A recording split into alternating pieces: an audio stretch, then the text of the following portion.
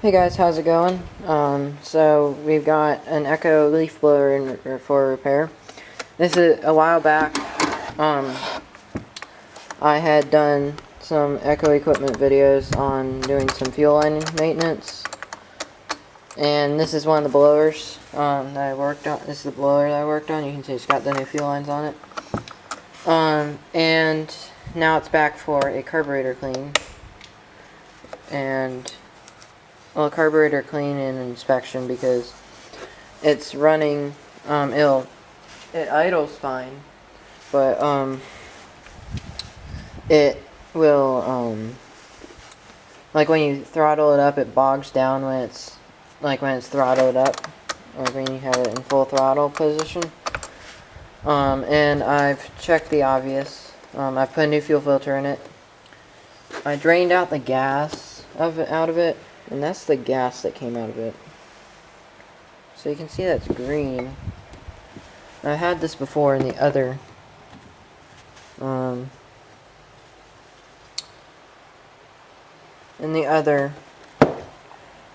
string trimmer I worked on with this set of equipment that I had worked on.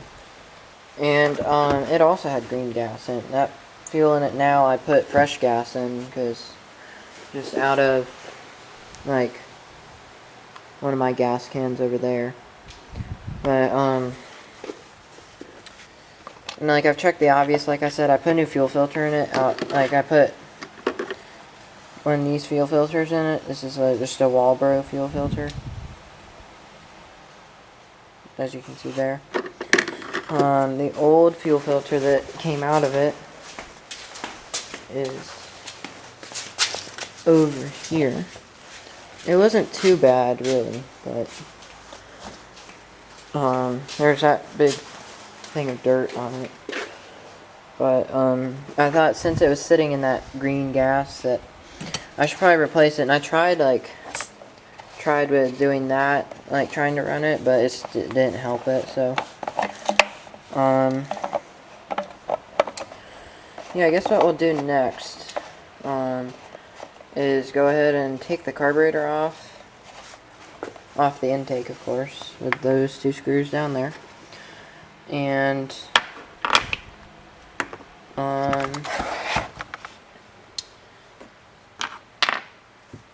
then we'll take the carburetor off and examine it, see what's going on in it, see if there's any clogs in it or dirt or anything. So yeah, I'll go ahead and set you up on the tripod and take the carburetor off.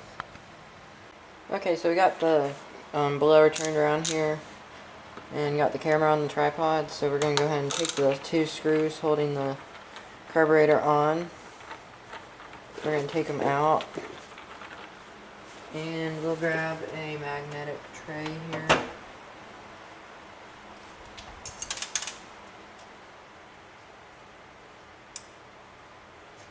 Grab the big one. Just set it off to the side there. Okay. So we'll just go ahead and take these screws out, and there's going to be this plate here. This is a metal plate here, and it'll come off after you get both screws out. These are going to be fairly long screws because they go all the way through the carburetor and into the intake on the back side of the motor. And when I say the back side of the motor, I mean like this side, because the front side is where the muffler is.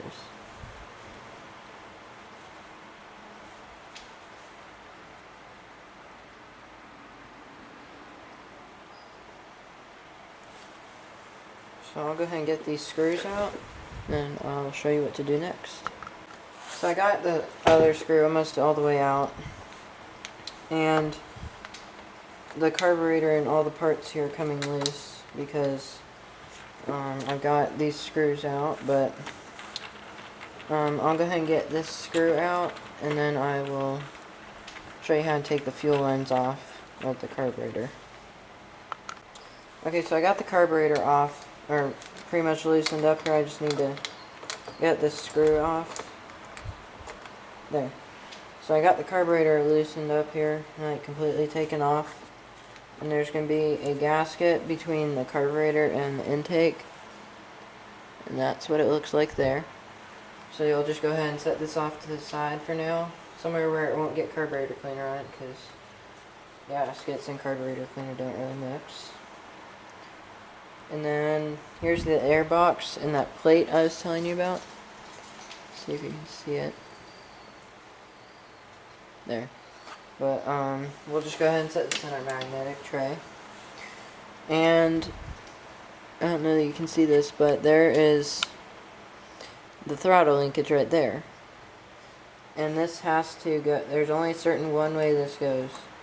Make sure that does not fall out of there, because that's what happened to me when I was putting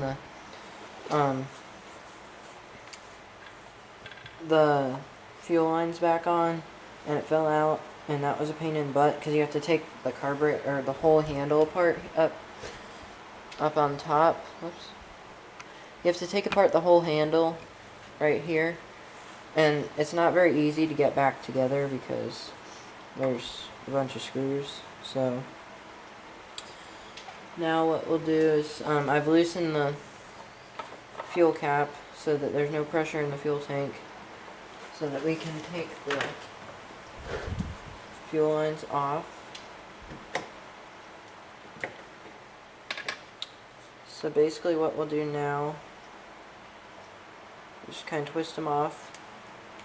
Oops, can't see that.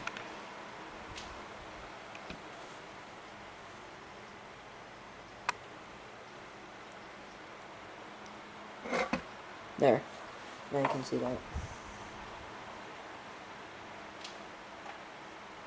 So basically what we'll do is try and get it near the filler.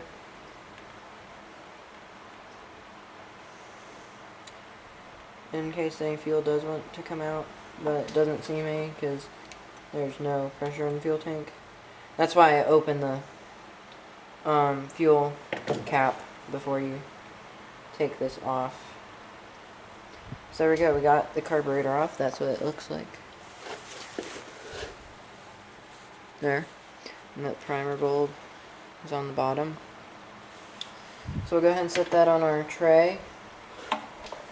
And we'll just leave the cap open. So you can't move the throttle trigger when this is not connected, because it will fall out like I did before. So we'll be real careful when we move this so the throttle cable, or the throttle linkage, doesn't fall out. And we won't pick it up by the handle. So set this on my other workbench. And then now we've got a clear space to work on the carburetor.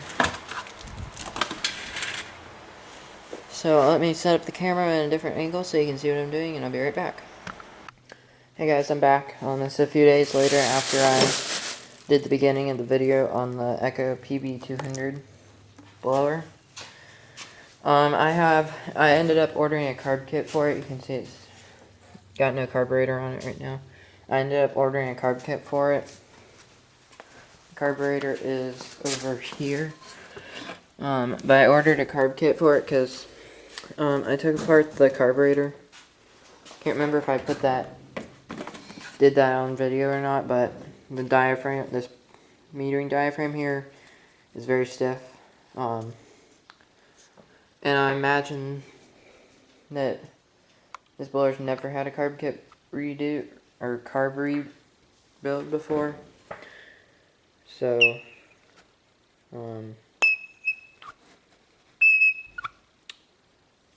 yeah, I'll be ordering a carb kit and then doing a video on how to do that rebuild, because it just needs a new carb kit put in it. So hopefully, I ordered it from Echo, so I hope it's coming soon, because I'd like to get it out of the shop sometime soon. So anyways, thanks for watching, and don't forget to comment, rate, and subscribe, and I'll see you later.